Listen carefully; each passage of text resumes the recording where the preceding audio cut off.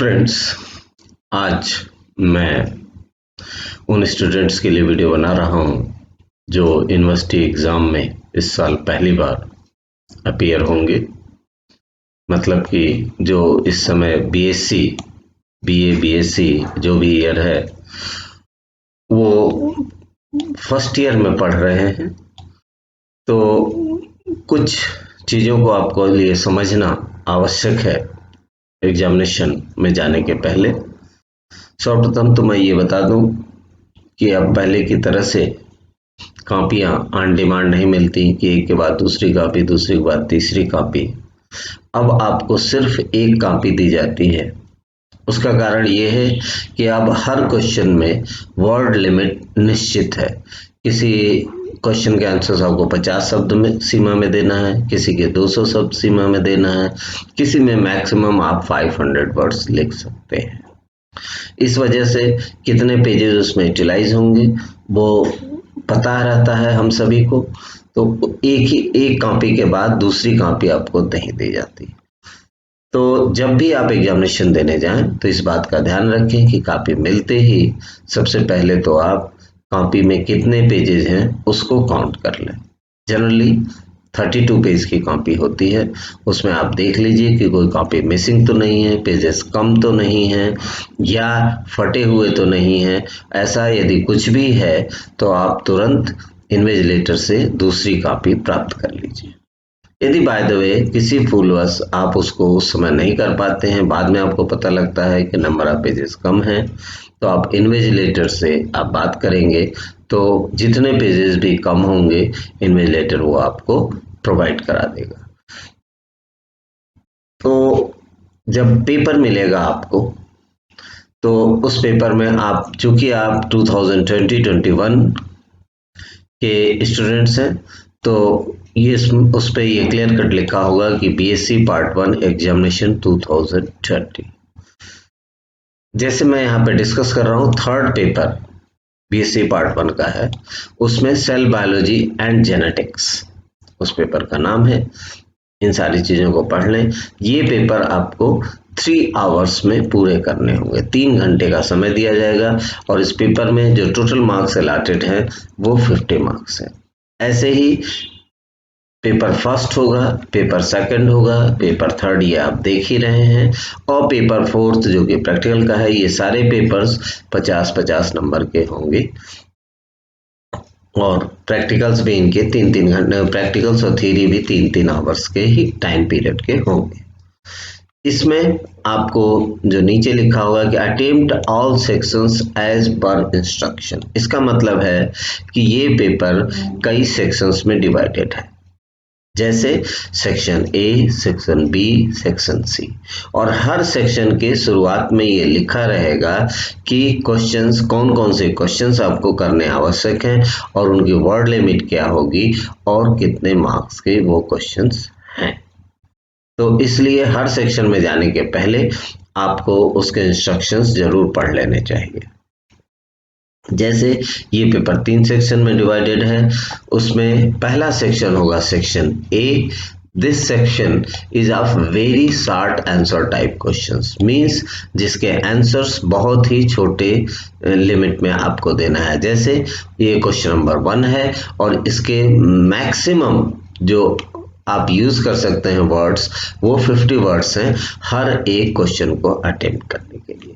हर एक क्वेश्चन के मार्क्स ये लिखे हुए हैं 1 नंबर के हैं और इस प्रकार से कुल टोटल 10 क्वेश्चंस करने होंगे तो टोटल मार्क्स हुए 10, जो फर्स्ट क्वेश्चन के टोटल मार्क्स हैं। इसमें आपके ये A B C D F G H करके 10 क्वेश्चंस दे रखे हैं और ये सारे क्वेश्चंस कंपलसरी हर एक के लिए। इसमें किसी प्रकार का कोई आपको ऑप्शन अवेलेबल नहीं है।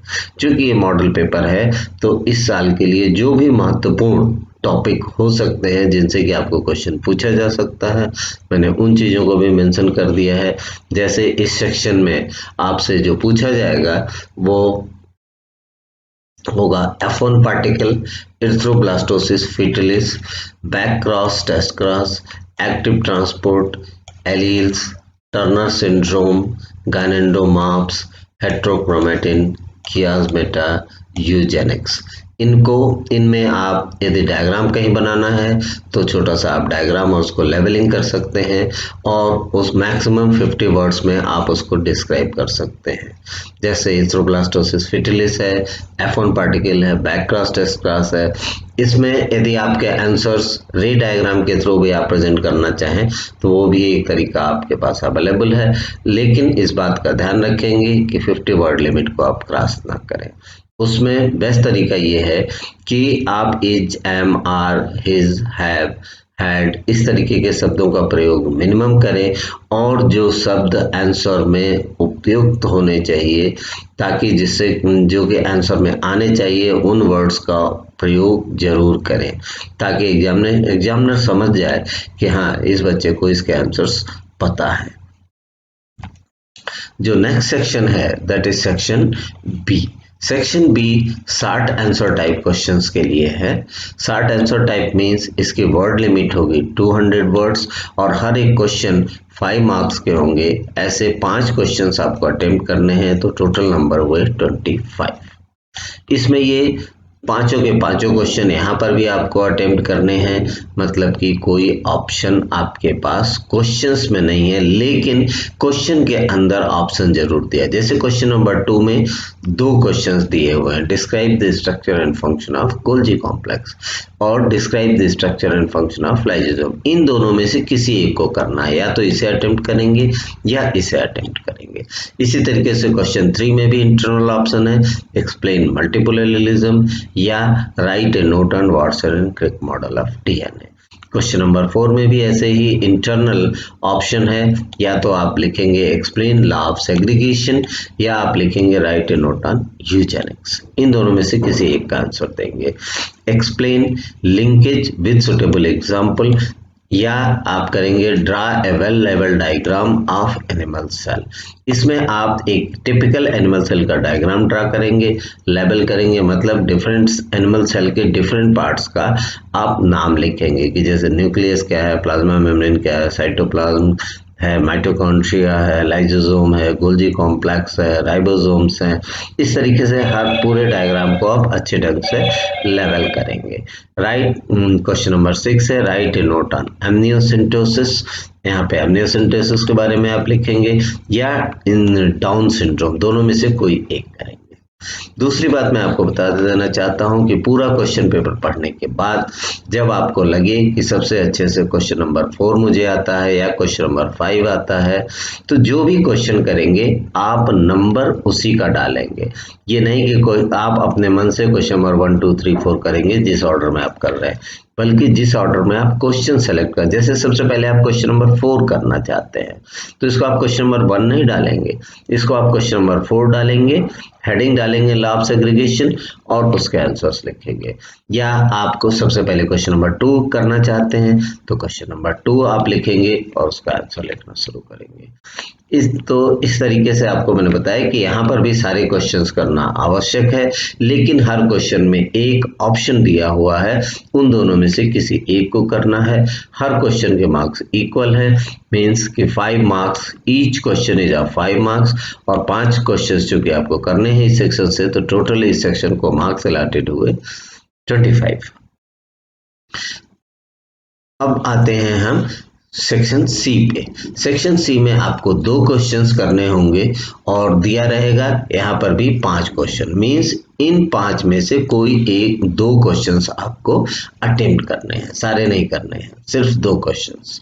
इसकी वर्ड लिमिट है 500 वर्ड्स, मैक्सिमम जो आप वर्ड्स जिनमें एक्सप्लेन करना है वो 500 वर्ड्स है। हर क्वेश्चन 7.5 मार्क्स का है, 7.5 नंबर का है। चूंकि 2 क्वेश्चंस आपको करने हैं तो इस सेक्शन के पूरे मार्क्स हो गए 50। यहाँ पे जैसे क्वेश्चन नंबर 7 में पूछा है describe mitotic cell division and its significance, तो माइटोटिक सेल डिवीजन में आपको हर स्टेज का डायग्राम ड्रा करना होगा, लेवल करना होगा, उसके बारे में जो कुछ भी आप डिस्क्राइब कर सकते हैं डिस्क्राइब करेंगे और माइटोटिक सेल डिवीजन का सिग्निफिकेंस क्या है उसके बारे में लिखेंगे। Describe the structure and composition and function of plasma membrane, तो यहाँ पे प्लाज्मा मेम्ब्रेन का स्ट्रक्चर ड्रा करना है, मॉलिक्यूलर स्ट्रक्चर जो भी बताया गया है, कंपोजिशन किस चीज से वो बना है और प्लाज्मा मेम्ब्रेन के फंक्शंस क्या क्या है, इस पे आपको लिखना पड़ेगा। Describe the structure and function of endoplasmic reticulum. तो यहाँ पे आपको एंडोप्लाज्मिक रेटिकुलम का आपको डायग्राम ड्रा करना होगा। कितने प्रकार के एंडोप्लाज्मिक रेटिकुलम होते हैं, उसके क्या क्या फंक्शंस होते हैं, इसके बारे में आपको लिखना होगा। Explain Mendel's law of independent assortment. तो यहाँ पे आप पूरे मेंडल्स लॉ को डिस्क्राइब नहीं करेंगे, बल्कि सिर्फ आप इंडिपेंडेंट असॉर्टमेंट के बारे में डिस्कशन करेंगे, उसके क्लासेस को बनाएंगे जो भी एग्जाम्पल में आपने पढ़े हुए हैं, और रे डायग्राम के थ्रू या जैसे भी आप एक्सप्लेन करना चाहें आप कर सकते हैं। Right a note on genetic diseases and abnormalities. Genetic diseases, जो भी जेनेटिक डिजीजेस ह्यूमन बींग्स के हैं उसके आप व्हाट इज जेनेटिक डिजीज पहले तो आप बताएंगे। जेनेटिक डिजीज कहते किसको हैं, कौन कौन से डिजीजेस हैं जो ह्यूमन बींग्स में मिलते हैं, और एबनॉर्मेलिटीज मींस उसकी वजह से कौन कौन से एबनॉर्मेलिटीज ह्यूमन बींग्स में आ जाती हैं। साथ में यदि आप इसके बारे में कि इसको कैसे मैनेज किया जा सकता है थोड़ा सा उसके बारे में भी आप लिखें तो बहुत अच्छी बात होगी। तो इस तरीके से जैसा कि आप देखते हैं कि आपके सिलेबस में 4 सेक्शंस हैं। हर सेक्शन से मैं आपको बता दूं कि क्वेश्चंस जरूर रहेंगे। ऐसा नहीं कि किसी सेक्शन को छोड़ दिया जाए और किसी सेक्शन से ज्यादा पूछ लिया जाए। लगभग इक्वल मार्क्स का डिस्ट्रीब्यूशन होगा। सिर्फ आपके पास ऑप्शन है तो ये कि जैसे सेक्शन सी में आपको 5 क्वेश्चंस दिए हुए हैं, उसमें से 2 करें। तो इसको तैयार करने के लिए आपके पास एक शॉर्टकट हो सकता है कि किसी 2 सिलेबस का जो 2 सेक्शन है, वो चाहे सेल बायोलॉजी सेल ऑर्गेनेल्स वाला सेक्शन हो, या प्लाज्मा मेम्ब्रेन वाला सेक्शन हो, या जेनेटिक डिसऑर्डर्स वाला क्वेश्चन सेक्शन हो, या जेनेटिक प्योर जेनेटिक्स जैसे मेंडल्स लॉ, डीएनए, आरएनए जिस सेक्शन में है उसमें से क्वेश्चन हो। हर में से आपको मिनिमम एक एक क्वेश्चन पूछा जा रहा है, और करना चूंकि 2 ही है तो लॉन्ग क्वेश्चन के लिए आप किसी 2 सेक्शन पे विशेष ध्यान दे सकते हैं। लेकिन क्वेश्चन सेक्शन बी में और सेक्शन ए में सारे क्वेश्चंस जो कि आवश्यक हैं, इसलिए उसके लिए आप किसी सेक्शन को छोड़ नहीं सकते। तो ये मॉडल पेपर मैं आपको दे रहा हूं आपको प्रैक्टिस करने के लिए, क्योंकि बहुत समय आपको आपकी नहीं मिल पाया है पढ़ाई करने के लिए कॉलेज में, और हम लोग भी बहुत आपसे डिस्कशन नहीं कर पाए हैं। तो इन क्वेश्चंस को विशेष तौर से आप मॉडल पेपर की तरह तैयार करिए। इसके बारे में आप मुझे आंसर्स लिख करके भेज भी सकते हैं। इनके आंसर्स मैं एक एक करके अपने नेक्स्ट वीडियोस में प्रेजेंट करूंगा।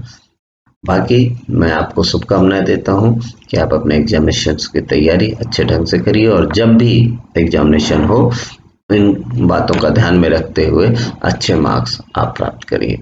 धन्यवाद। Thank you.